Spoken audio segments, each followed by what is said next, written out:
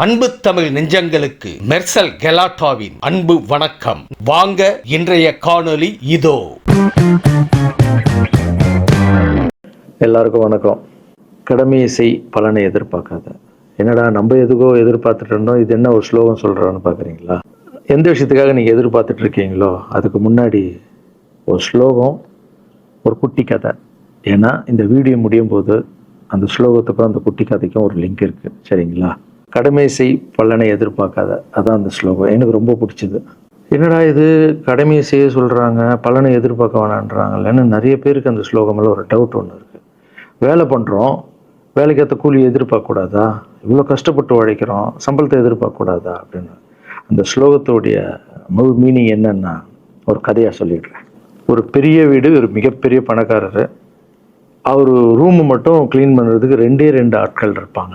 ரொம்ப பிடிச்சவங்களும் 2 பேர் அந்த ரூம் க்ளீன் பண்ணுறதுக்கு வச்சுருக்காரு. அவர் மிகப்பெரிய பணக்காரர். அவர் இப்போ 2 பேரும் ரூம் துடைக்கிறவங்க. ஓகே, அவர் காலையில் ரெடியாகி அந்த ரூம்லேருந்து வெளியே வரும்போது அவங்க துடைச்சிட்டு இருக்காங்கல்ல, அதில் ஒருத்தர் அவர் பாட்டுன்னு ஒரு வேலையை பார்த்துட்டு இருப்பார், துடைச்சிக்கிட்டே இருப்பார். இன்னொருத்தர் இருக்கார்ல, அவர் போய், சார் உங்கள் ட்ரெஸ்ஸு சூப்பராக இருக்குது சார், சார் நீங்கள் போட்டுக்கிற கண்ணாடி நல்லா இருக்குது சார், சென்ட்டு சூப்பராக இருக்குது சார், நல்லா இருக்குது சார், சூப்பராக இருக்கீங்க சார், எனக்கு பேக் கொடுங்க சார் அப்படின்னு வாங்கிட்டு போவார். இன்னொரு ஆள் வணக்கம் சார் சொல்லிட்டு வேலையை மட்டும் பார்த்துட்டு இருப்பாராம். இப்படியே தினமும் நடக்கும். அப்புறம் அந்த ஓனர் இந்த ஊரை விட்டு வெளியூருக்கு போகிறாரு.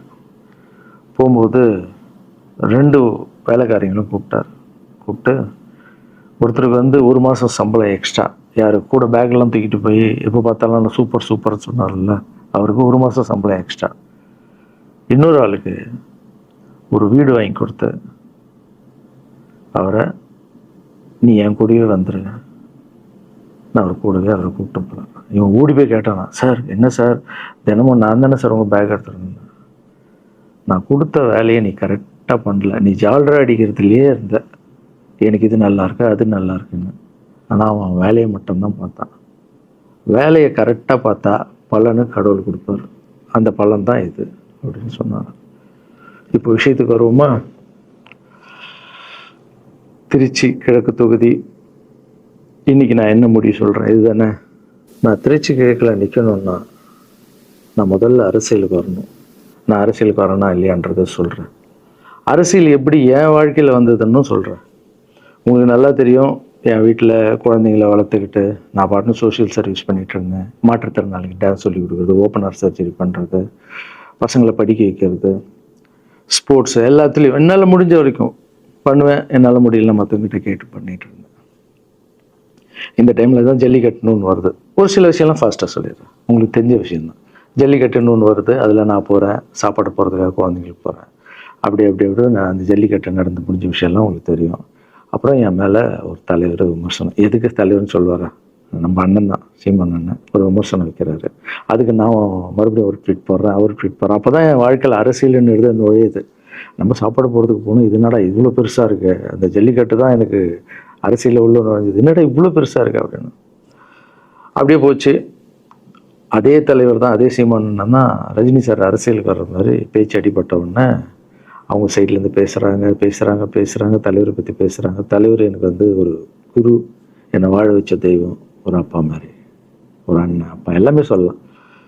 ஸோ அவரை பற்றி அதிகமாக பேச ஒரு முறையும் சூப்பர் ஸ்டாருக்கு ஃபோன் போடுவேன். அண்ணா ரொம்ப ஓவராக பேசுகிறாங்க, டெப்பா கம்முன்னு இருக்கண்ணா, நீ சைலண்ட்டாக இப்படியே ஓரளவுக்கு தான் நம்மளால் பொறுக்க முடியும். அதுக்கப்புறம் ஆடியோ ரிலீஸ் ஃபங்க்ஷனில் என் மனசில் கடலாம் உடச்சி சொன்னேன், அதை நீங்களும் பார்த்துருப்பீங்க, தெரியும். அதுக்கப்புறம் ஒரு ரஜினி சாருக்கு ஒரு ஃபங்க்ஷன் வந்தது, அந்த ஃபங்க்ஷன்லேயும் பேசினேன் இதை பற்றி. உங்களுக்கு தான் தெரியுமா அந்த வீடியோ, யார் ஓட்டப்பந்தயத்தில் ஜெயிக்கிறது, இப்போ கூட அந்த வீடியோ போயிட்டுருக்கு. அதை பேசணும், அது பாட்டு அப்படியே போயிட்டு இருந்தது. அதுக்கப்புறம் பார்த்தீங்கன்னா ரஜினி சார் அரசியலுக்கு வரேன்னு அனௌன்ஸ் பண்ணோடனே நான் போய் தலைவரை பார்க்குறேன். என்ன வரீங்களா? நான் நியூஸில் வருது, ஆமாக்கா நான் வரேன். இன்னும் பயங்கர சந்தோஷம். ஏன்னா வாழ்க்கையில் ஒளி ஏற்றி வச்சவர், அவர் அரசியலுக்கு வர்றாரு, அவருக்கு சப்போர்ட்டாக இருக்கணும் நம்ம. அப்புறம் எல்லாருக்கிட்டையும் போய் நம்ம கேட்டுட்டு இருக்கோம், தலைவர் வந்துட்டாருன்னா எல்லாமே குழந்தைங்களுக்கு இன்னும் நிறைய பண்ணலாம் அப்படின்னு. என்ன நானும் வரேன் அப்படின்னா ரொம்ப சந்தோஷம் அப்படின்னு ஸ்ட்ரெயிட்டாக கிளம்பி நான் ட்ரஸ்ட்டுக்கு வரேன். என்னுடைய ட்ரஸ்ட்டு, என்னுடைய ஃபேன்ஸு எல்லாரையும் கூப்பிட்றேன். கூப்பிட்டு என்னுடைய வெல்விஷர்ஸ் எல்லாரையும் கூப்பிட்டு உட்கார வச்சு தலைவர் அரசியலுக்கு வராரு. புரியுதுங்களா? எனக்கு வந்து எழுத படிக்க தெரியாது. அதான் ஒரு ட்வீட் போடணும், இதெல்லாம் ரெடி பண்ணுங்கன்னு தமிழில் சொல்லிவிட்டு அவங்க ரெடி பண்ணிட்டு இருக்க ஒரு டீம். இன்னொரு டீம் உட்காந்து என்கிட்ட கேள்வி கேட்குறாங்க. தலைவர் அரசியலுக்கு வந்து அவர் வந்து சிஎம் ஆகிடுவார், நீங்கள் வந்து அமைச்சர் ஆகிடுவீங்களாண்ணே, சுகாதாரத்துறை அமைச்சர் தான் நம்ம வந்து ஆப்ரேஷன் நிறைய பண்ணலாம், இன்னொருத்தர் கல்வித்துறை எடுத்தால் நிறைய படிக்க வைக்கலாம். டேய், கடமை செய்யணும், பலன் எதிர்பார்க்கக்கூடாது. சுகாதாரத்துறை அமைச்சர், இது வந்து கல்வித்துறை, இதெல்லாம் படிச்சுங்க வர இடம். அண்ணன் படிக்கலடா. எல்லாருக்கும் படித்த இடத்த போட்டு ஒரே இடத்துல போய் முடங்கி போய் படிப்புனா படிப்பு மட்டும், எல்லாம் கட்சி வளரட்டும், தலைவர் வரட்டும், எல்லா துறையிலேருந்து ஹெல்ப் கேட்டு நல்லா பண்ணுவோம், பெரிய ட்ரஸ்ட்டு கட்டுவோம். இப்போன்னா சின்ன ட்ரஸ்ட்டில் தான் நம்ம இருக்கோம். சின்ன வீட்டில் 60 குழந்தைங்க நீங்கள் இருக்கீங்க, 100 ஏக்கரில் கட்டுவோம். ஊனமுற்றோர்கள் இந்த பக்கம் திருநங்கைகளுக்கு, இந்த பக்கம் முதியோர்களுக்கு ஒரு பெரிய ட்ரஸ்ட் கட்டி பண்ணுவோம்டா. சூப்பர்ண்ணா. இன்னொருத்தர் டக்குன்னு அங்கேருந்து, அண்ணா நம்மளை எதிர்த்து பேசின்னு இருக்கார்ல சீமான் அண்ணா, அவருக்கு ஆப்போசிட்டாக எதிர்த்து நில்லுங்கண்ணே அப்படின்னா. அது அரசியல் இல்லை. ஒருத்தர் மேலே கோவத்தால் நம்ம அரசியலுக்கு வந்தால் அது வந்து வெறுப்பு அரசியலாக மாறும். அரசியல்ன்றது மக்களுக்கு நல்லது பண்ணுறதுக்காக வரணும். இப்போ அவரை நான் அழிக்கணும், அவரை நான் ஏதோ ஒன்று செய்யணும்னு அந்த ஆசையில் வந்தேன்னு வச்சுங்களேன், ஆசை என்ன ஆகும்? கோபமாக மாறும். கோபத்துலேருந்து என்ன வரும்? வார்த்தைகள் தப்பாக வரும். வார்த்தைகள் மட்டும் வராது, தப்பான வார்த்தைகள் வரும். மக்களுக்கு நம்ம மேலே மரியாதை இல்லை, மக்களுக்கு நம்ம மேலே மரியாதை இருக்காது, போயிடும். ஸோ அதால் அரசியலுக்கு வரோன்னா அவரை அழிக்கிற இவழியாக இருக்குது. பதிவை பற்றி பேசுகிறத ஃபஸ்ட்டு விடுங்கடா, ஃபஸ்ட்டு வேலையை பார்ப்போம்டா. நம்ம தலைவர் வரோன்னு சொல்லிட்டாரு, ட்வீட் போடுங்களா அப்படின்னு ட்வீட் போட்டுட்டு அங்கேருந்து போட்டுட்டு வீட்டுக்கு போகிறேன். இங்கே தான் பெரிய ட்விஸ்ட் இருக்குது எனக்கு. வீட்டுக்கு போகிறேன். வீட்டுக்கு போனோன்னா எப்பவும் நான் அம்மா கிட்ட போய் ஒரு விஷயத்த சொல்கிறதுக்கு முன்னாடி ஒரு சர்ப்ரைஸ் ஒன்று பண்ணுவேன். எங்கள் அம்மா கோவில் கட்டுறது கூட, கோவில் கட்டிட்டு ஸ்டாச்சுலாம் ஆர்டர் பண்ண அப்புறம் தான் அந்த ஸ்டாச்சுவே காமிச்சேன் நான் அம்மாவுக்கு. அதே மாதிரி அரசியல் விஷயத்துலையும் போய் சொல்லலான்னு அம்மாவை கூப்பிட்டு ஃபேமிலியெல்லாம் உட்கார வச்சு, அம்மா தலைவர் அரசியலுக்கு வர்றாரு, சரி கண்ணா, நானும் அரசியல் போடுறேன், இங்கே பரமா ட்வீட் போட்டிருக்கேன் அப்படின்னு அம்மா முகம் டக்குன்னு மாறிட்டு ஓகே கண்ணா, ஓகே கண்ணா சாப்பிடலாம் அப்படின்னு எழுந்து போயிட்டாங்க. என்ன இப்படி போக மாட்டாங்களே, ஒரு விஷயத்த சொன்னால் சூப்பர் கண்ணான்னு பேசுவாங்கள்ல, 1 ஹவர் அதில் இருக்கிற நல்லது கெட்டது எல்லாம் பேசுவாங்க, என்ன போயிட்டாங்க அப்படின்னு ஒரு ஃபீல். சரி, இது உடம்பு சரியில்லை போல, அப்செட்டில் இருக்கான்னு விட்டேன். அப்புறம் 2-3 நாள் அவங்ககிட்ட பேசவே மாட்டுறாங்க. கூப்பிட்டு, என்னம்மா உனக்கு பிரச்சனை, ஏதாவது தப்புன்னா அடின்னா அடிச்சிடுமா, என்னம்மா இப்படி பேசாமல் இருக்குன்னா, இல்லை கண்ணா நீ அரசியல் போனது எனக்கு பிடிக்கல அப்படின்றாங்க. ஏமா அரசியல் போன பிடிக்கல? இல்லை கண்ணா, அது ஒரு சாக்கடை, அரசியலுக்கு போகக்கூடாது.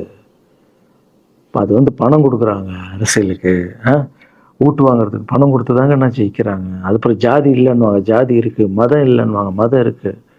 அந்த சாக்கடைக்குள்ளே நீ போகாதப்பா. நம்மளுக்கு வாழ்க்கையை ஒளி வச்சு ஏற்றி வச்சோருந்தாங்க நம்ம சூப்பர் ஸ்டார். அவர்கிட்ட என்னை கூப்பிட்டு போப்பா, நான் சொல்கிறேன், அவர் ஒரு ஆன்மீகவாதி, அவரும் அரசியலுக்கு வருவானா, இந்த வயசில் அவர் நிம்மதியாக இருக்கட்டும், எதுக்கு அரசியலுக்கு வர்றாரு, என்னை கூப்பிட்டு போ, அப்பாயின்மெண்ட் வாங்கி கொடுத்துருந்தாங்க. அப்பாயின்மெண்ட் வாங்கி கூடா? நானும் வேறு கனவுல வந்து மைண்ட் வைஸ், அம்மா நான் சொல்கிறது கேளுமா, நம்ம எத்தனையோ இப்போ வந்து எல்லா குழந்தைங்களுக்கும் ஒவ்வொரு ஸ்டேஜில் போய் கேட்டு தானேம்மா ஹெல்ப் நடக்குது. இப்போது தலைவர் வந்துட்டாருன்னா நம்ம தாராளமாக பண்ணலாம்லம்மா, உன் கையில் எவ்வளோ காசு இருக்கோ அதுக்கு மட்டும் செய், அரசியல் வேணான்னு சொல்கிறேன் அப்படின்னு போயிட்டான். அந்த ஃபேஸ் வந்து அதுக்கப்புறம் அடிதான் நம்மளுக்கு. சரி, இந்த உலகத்தில் அம்மா மீறி பண்ணலாம், ஆனால் நான் உருப்பிட மாட்டேன், எனக்கு நல்லா தெரியும். இந்த உலகத்துலேயே எனக்கு யாருன்னா எங்கள் அம்மா தான். அது அம்மா இல்லை, எங்கள் கடவுள்னே சொல்லலாம், நான் எதிர்க்க பார்க்குற கடவுள்.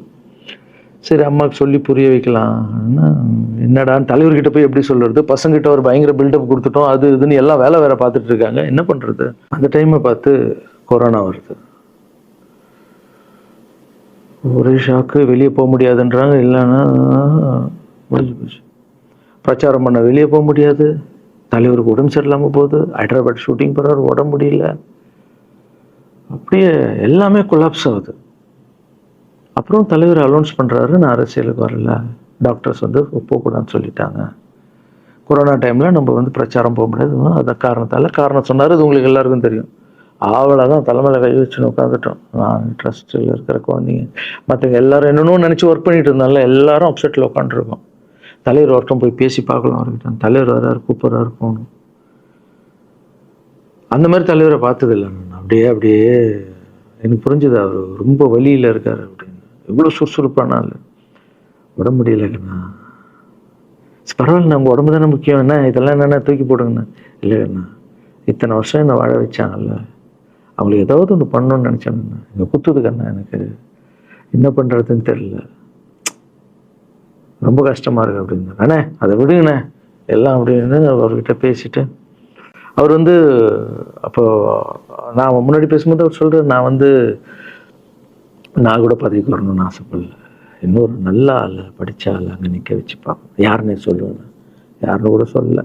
அது அப்படியே போச்சு, அவர் மனசுக்கு மட்டும்தான் தெரியும், யாருன்னு கூட சொல்லலை. ரொம்ப அப்செட்டாக இருந்தார். சரி ஓகே, இதுவும் கடந்து போகணும். அப்படியே கடந்து போச்சு. எனக்கும் காஞ்சனா படம் அது இதுன்னு வந்து பெரிய ஹிட் ஆகுது. அதுக்கப்புறம் யாருக்கிட்டேயும் நீங்கள் யாரும் எனக்கு ஹெல்ப் பண்ண வேணாம். முதல் நாள் நான் கலைஞர் ஐயா கிட்ட ஹெல்ப் கேட்டேன். அவர் ஒரு சில குழந்தைங்களுக்கு ஹெல்ப் பண்ணார். அதுக்கப்புறம் அன்புமணி ராமதாஸ் ஐயா, அவரும் ஹெல்த் மினிஸ்டர் இருக்கும்போது அவர் ஒரு சில குழந்தைங்களுக்கு ஹெல்ப் பண்ணார். அப்புறம் நம்ம விஜய் சார் நண்பர், அவர் ஒரு குழந்தைக்கு ஆப்ரேஷன் பண்ணார். ஸோ இருக்கும்போது என்னால் முடிஞ்ச வரைக்கும் சொந்த பணத்தை போட்டு பண்ணிவிடுவாங்க. முடியாத போது தான் நான் அந்த ஹெல்ப்பை கேட்பேன். இப்போ தான் நல்லா வந்துட்டுமே, யாருக்கும் எனக்கு பணம் கொடுக்க வேணாம், இனிமேல் என் சொந்த பணத்திலே பண்ணுறேன்னு சொல்லிட்டு நான் பாட்டுன்னு ஒரு வீடியோ கூட நான் போட்டேன், இனிமேல் யாரும் பணம்லாம் கொடுக்க வேணாம் அப்படின்னு. அப்படியே போயிட்டுருக்கு. காஞ்சனா எல்லாம் முடிஞ்சு ஜிகிர் தண்டா படம் ரிலீஸ் ஆகுது.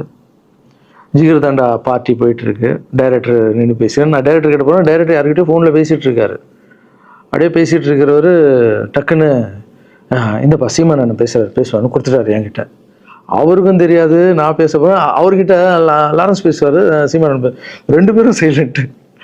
நானும் எதுவும் பேசலை, சீமானும் எதுவும் பேசலை. அப்படியே ஒரு நிமிஷம் அப்படியே நிற்கிறோம். பெரியவர் இல்லை என்னாலும் அண்ணன் அப்படின்னு, அவ்வளோதான் அண்ணன். பயங்கர பாசம். எந்த இடத்துல கோவம் இருக்கும் அந்த இடத்துல குணம் இருக்குன்னு சொல்லுவாங்கள்ல. அண்ணன் புகழ்ந்து தள்ளுறாரு ஜிகர் தண்டாவை. இப்படி பண்ண கண்ணா, அப்படி பண்ண இவ்வளோ சூப்பராக பண்ண, அந்த சீன் எனக்கு ரொம்ப பிடிச்சதுன்னு.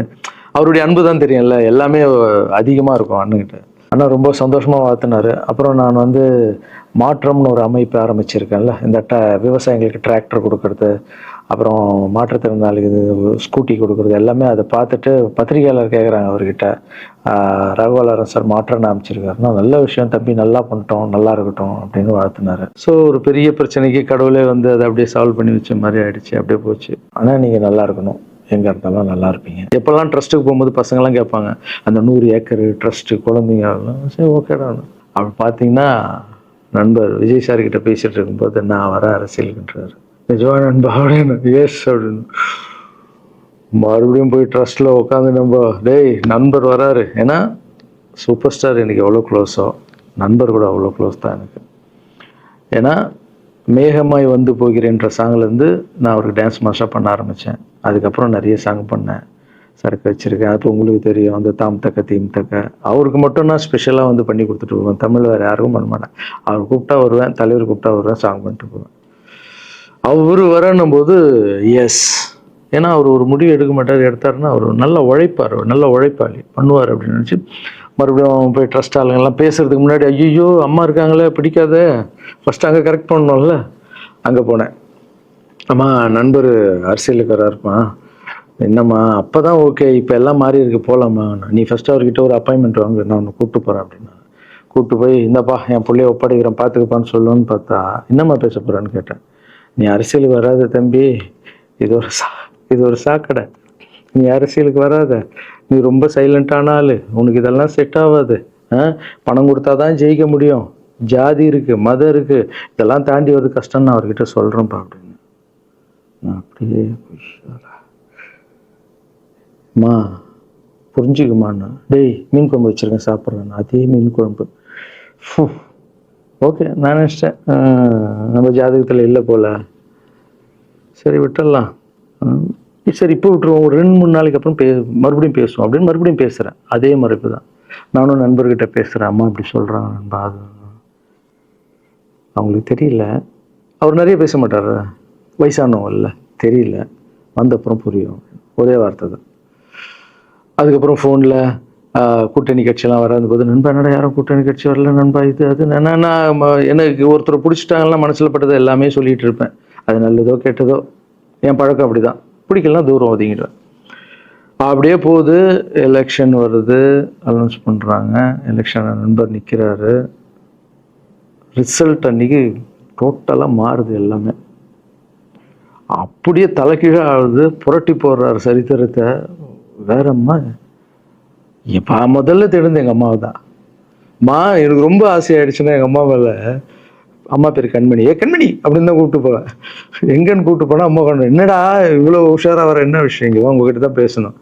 நீ என்னம்மா சொன்ன, பணம் கொடுத்தா தான் ஓட்டு போடுவாங்க, ஜாதி இருக்குது, மதம் இருக்குது, புது ஆளுங்களை வர விட மாட்டாங்க, ஜெயிக்க முடியாது, இதெல்லாம் சொன்னல. நண்பர் ஜெயிச்சிட்டார் பத்தியாம்மா. அந்த ஒரே ஒரு முகத்துக்காக ஓட்டு போட்டிருக்காங்க. நம்பிக்கையான ஆள் வந்தால் போடுவாங்கம்மா, நல்லவங்களாம் வரலாமா, புரிஞ்சுக்கம்மா, என்ன விடுமா. இப்போ என்னம்மா சொல்கிற அப்படின்னு கேட்டேன். முதல் முறையாக எங்கள் அம்மா முகத்தில் ஒரு சிரிப்பை பார்த்தேன். ஆமாங்கண்ணா, அந்த புள்ள எல்லாத்தையும் மாற்றிடுச்சு, இவ்வளோ பெரிய வெற்றி அடி வரணும்னு நான் எதிர்பார்க்கலப்பா. ஒரு நல்ல மனுஷன் பண்ணணும்னு நினச்சா அது முடியுங்கண்ணான்ற நம்பிக்கை எனக்கு வந்திருக்குப்பா அப்படின்னு அம்மா சொன்னான். அப்போ என்ன போயிடலாமா, ஓகேவா அப்படின்னு கேட்டேன். போகண்ணா, நீ நினச்ச மாதிரி பண்ணு அப்படின்னு அம்மா சொன்னோன்னு காலில் சாஸ்தாகமாக வந்தேன். தேங்க்யூ ஸோ மச்மா அப்படின்னு. ரொம்ப ஹாப்பி நான். அம்மா ஓகே சொல்லிட்டாங்க அரசியல் வர்றதுக்கு. இப்போ நான் தாய்க்கு நிகரான்னு நினைக்கிறேன். என் ரசிகர்கள் கேட்குறேன், நான் அரசியலுக்கு வரலாமா? இதை பார்த்துட்டு இருக்கிறவங்களுக்கு, இந்த மக்களை கேட்குறேன், நான் அரசியலுக்கு வரலாமா? அந்த தகுதி எனக்கு இருக்கா? நீங்களும் சொல்லுங்கள். இந்த வீடியோ பார்த்துட்டு இருக்கவங்க கமெண்ட்ஸ் போடுங்க. பசங்களா, இவங்க தான் என்னுடைய 22 வருஷத்தினுடைய உழைப்பு. அரசியலுக்கே வராமல் மக்களுக்கு நான் செஞ்ச சேவை உங்கள் கண்ணு முன்னாடி நிப்பாட்டியிருக்கேன். இப்போ உங்கள் வயசு என்ன? 22 வயசாகுது. ஒரு வயசில் என் கையில் வந்தார் இவர். அந்த ஃபோட்டோவை நீங்களே பாருங்கள். இப்போ 22 வயசு. ஒரு குழந்தைய வளர்க்குறதுக்கு நீங்கள் எவ்வளோ கஷ்டப்படுவீங்க உங்களுக்கு தெரியும் இல்லை? அந்த கஷ்டம் என்னென்னா, ஸ்கூலுக்கு அனுப்புறது ஃபீஸ் கட்டுறதுலேருந்து, உடம்பு சரியில்லாமல் போனான்னு அவன் ஆசையில் நிறைவேற்றுறதுலேருந்து, ஒரு குழந்தைக்கு அப்படின்னா 60 குழந்தைங்களை வளர்த்துருக்கேன். எவ்வளோ பிரச்சனை வந்திருக்கேன், எவ்வளோ நோய்கள் வந்திருக்கும், எவ்வளோ நைட் தூங்காமல் வந்திருக்கேன், அதில் எவ்வளோ டிஸ்டர்ப், அதுவும் என் வீட்டில் வளர்த்துருக்கேன். இதெல்லாம் எதுக்கு பண்ணேன்னா, எந்த ஒரு எதிர்பார்ப்பும் இல்லாமல் கடமை செய் பலனை எதிர்பார்க்காதன்ற இந்த வார்த்தை எனக்கு ரொம்ப பிடிக்கும். அதுக்காக செஞ்சுருக்கேன், என் மக்களுக்காக செஞ்சுருக்கேன். ஏன்னா மக்கள் தான் என் படத்தை பார்க்குறாங்க. மக்களால் தான் நான் கார் வாங்குகிறேன், வீடு வாங்குகிறேன், சந்தோஷமாக இருக்கேன். அவங்களுக்கு இந்த சொசைட்டிக்கு நான் ஏதாவது பண்ணணும். அரசியலுக்கு வர்றதுக்கு முன்னாடியே பண்ண விஷயங்கள் பார்த்தீங்கல்ல. 22 வருஷம் உழைச்சிருக்கேன். ஒரு கதை ஒன்று சொன்னல, 2 வேலைக்காரங்க இருந்தாங்கன்னு. சின்சியராக யாருக்கும் ஜாலர் அடிக்காமல் எதுவும் பண்ணாமல் என் தொழிலுக்கு தர்மமாக, என் மக்களுக்கு தர்மமாக என்ன பண்ணணுமோ 22 வருஷம் உழைச்சி உங்கள் கண்ணு முன்னாடி நிப்பாட்டிட்டேன். அந்த ஓனர் ஒரு பலன் கொடுத்தார்ல, அந்த ஓனர் யார் தெரியுமா? கடவுள். அந்த கடவுளுக்கு தெரியும் எனக்கு என்ன பலன் கொடுக்கணும். இதுக்கு தான் அந்த கதை லிங்க் ஆகும்னு சொன்னேன். ஸோ நீங்கள் சொல்லுங்கள், நான் அரசியலுக்கு வரணுமா வேண்டாம்? வேண்டாம்னா வேணான்னு சொல்லுங்கள். வாப்பா, வாடாகண்ணா, வா நண்பா, வாங்கண்ணா அப்படின்னு சொல்லுங்கள். என் முடிவை நான் உங்களுக்கு சொல்கிறேன். உங்கள் முடிவுக்காக காத்திருக்கேன். வணக்கம், பாய்.